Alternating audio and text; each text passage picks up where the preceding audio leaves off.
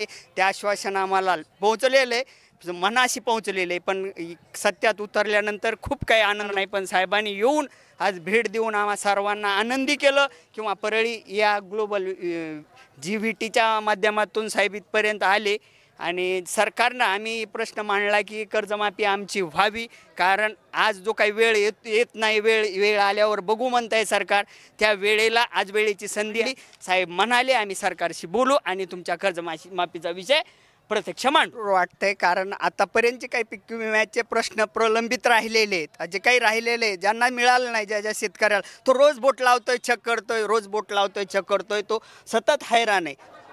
शेतकरी संवाद मेळावा पार पडल्याच्या नंतर थेट शेतकऱ्यांच्या प्रत्यक्ष भेटी जे आहेत ते शिवराजसिंग चौहान केंद्रीय मंत्री यांनी घेतलेत. मात्र हे बाजरीचं पूर्ण कणीस पॅक केलेलं आहे आणि ते थेट केंद्रीय कृषी मंत्र्यांना दाखवले. ते शेतकरी माझ्यासोबत आहेत. काय या कणसामध्ये विशेष त्यांना तुम्ही त्यांच्याशी संवाद साधत होता त्यावेळेस काय बोलून दाखवलं? हे बाजरीचं कणीस आहे कृषी समिती वाराणसी देशी बीज. कमीत कमी 1 एकरमध्ये 35 ते 40 क्विंटल ॲव्हरेज. एका ठिकाणी एक बी लावा त्याला 10 ते 15 फुटवे, एकरी 35-40 क्विंटल. आणि ह्याचं कणीस आहे कमीत कमी 3 ते 7 फुटापर्यंत आणि खाण्यासाठी एकदम गावरान रुचकर. आणि हे सोयाबीन आहे, एकरी सोयाबीन 250 ते 500 शेंगा. सगळं कुदरत के देशी कृषी समिती वाराणसी. एकरी किती उत्पन्न? ते 15 क्विंटल, हे 25 ते 30 क्विंटल. त्याच्यामध्ये गहू पण आहे आपल्याकडं, पण ते गहू माझं तिकडे पुढे आहे. वाटलं होतं हे पूर्ण पॅकिंग करून आणलंय, मात्र केंद्रीय मंत्री आपल्यासोबत संवाद साधतील असं काही होईल असं तुम्हाला वाटलं? नाही नाही काहीच नाही. भेट झाली बहुत महत्त्वाची, कारण आमची 21 तारखेला त्यांची नागपूरला भेट होती आमची. आता कृषी मेळावा आहे ना नागपूरला, ह्याच्या अगोदर काय चर्चा काय झाली? त्यांनी बघितलं, त्यांनी म्हणजे अचंबित झाले त्यांनी पण बघून. तर पण शेतकरी आहेत त्यांच्याशी चर्चा केली. काय नेमकं तुमच्यामध्ये आणि त्यांच्यामध्ये काय चर्चा झाली केंद्रीय कृषी मंत्र्यांसोबत? सरला एवढंच सांगितलं की बाबा ह्या पावसाळ्यामध्ये अतिवृष्टी झालेली भरपूर, कारण की प्रत्येक शेतकऱ्यावर एक संकट आलेलं आहे कापसामुळे, ह्याच्यावर बाजरीवर, ज्वारीवर. तर ह्या वर्षी जेवढं होईल तेवढं शेतकऱ्याला सहकार्य करण्याची गरज आहे. त्यात आपलं कर्जमाफी करावी, आणखी शेतकऱ्याला जशी मदत करता येईल, जेवढी करता येईल तेवढी मदत करावी शेतकऱ्याला, तेवढं आपण बोललात सर. तुम्ही काय चर्चा केली दादा? साहेबासोबत भेट झाली परळीला आल्यानंतर, खूप छान वाटलं. आज साहेबांनी आम्हाला परळीत येऊन कृषी केंद्रीय मंत्र्याने भेट दिली व तसेच 2-3 आश्वासनं इतके छानही दिले. होणाऱ्या शासकीय योजनेतील जे काही पूरग्रस्त असतील, ज्यांना काही बऱ्याचसा काही कोणाचा हे गेलेले अनुदान, विमा, पीक विमा, याच्यातही आम्ही या योजनेत बसू असं आश्वासन दिलेले. ते आश्वासन आम्हाला पोहोचलेलं आहे, मनाशी पोहोचलेले, पण सत्यात उतरल्यानंतर खूप काही आनंद होईल, सगळ्यांचा फायदा होईल.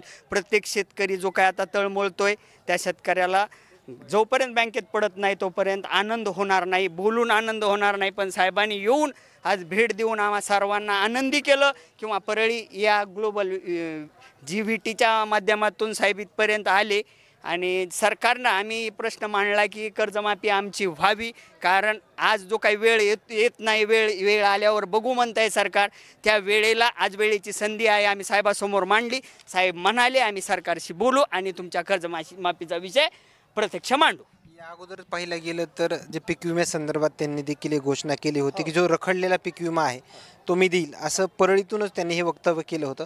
मात्र त्या संदर्भात काही बोलले नाहीत, मात्र त्यावर बोलायला पाहिजे होतं असं तुम्हाला काही वाटतं? हां, जरूर वाटतंय. कारण आतापर्यंतचे काही पीक विम्याचे प्रश्न प्रलंबित राहिलेले आहेत, जे काही राहिलेले ज्यांना मिळालं नाही, ज्या ज्या तो रोज बोट लावतोय चेक करतोय, रोज बोट लावतोय चेक करतोय, तो सतत हैराण आहे. आणि सर्वांच्या खात्यामध्ये न कुठली समजा अडचणी येतात, KYC असतील, जे काही शेतकऱ्यांचे समजा ते आपलं हे किसान ID हेही काढलेत, तरी परत प्रश्न तोच पडतोय की पीक विमा जमा झालेला नाही, अनुदान जमा झालेलं नाही. ह्याही सुरळीत गोष्टी व्हाव्यात आणि प्रत्येक गोष्ट शेतकऱ्याची सुलभ गतीने व वेगाने प्रत्येकाला लवकरात लवकर पोहोच व्हावी अशी केंद्रीय मंत्र्याला आम्ही विनंती केल्यानंतर साहेबांनी मामाने आम्हाला खूप आनंदी असणारी सदिच्छा भेट दिली. हा संवाद मेळावा पार पडल्याच्या नंतर ते आपल्याशी थेट संवाद साधतील, बोलतील, प्रत्यक्ष गाठीभेटी घेतील असं एवढं नियोजित होईल असं तुम्हाला नव्हतं वाटलं, कदापि वाटलं नव्हतं. कारण एवढे मोठे मंत्री आज आपल्याशी भूमिगत येऊन स्टेज सोडून प्रत्येकाशी संवाद करतील, प्रत्येकाला चर्चा देतील, याविषयी आम्ही खूप खूप आनंदी आहोत. कारण आज दिल्लीचं नेतृत्व करणारे, देशाचे नेतृत्व करणारे केंद्रीय मंत्री आपल्यात आले आणि आमच्याशी हातमिळवणी करून संवाद घेतला आणि आमच्या मनातल्या प्रत्येक गोष्टी जाणून घेतल्या. धन्यवाद. या ठिकाणी पाहिलं गेलं तर हा मेळावा पार पडल्याच्या नंतर शेतकऱ्यांच्या आलेल्या प्रतिक्रिया काय सांगून जातात हे नक्कीच समजलं असेल. आणखीन काही नवीन अपडेट्स मिळतील का हे पाहणं तेवढंच महत्त्वाचं ठरणार आहे. कॅमेरामॅन उमाकांत फडसोबत सचिन मुंडे, सूर्य मीडिया, बीड, परळी.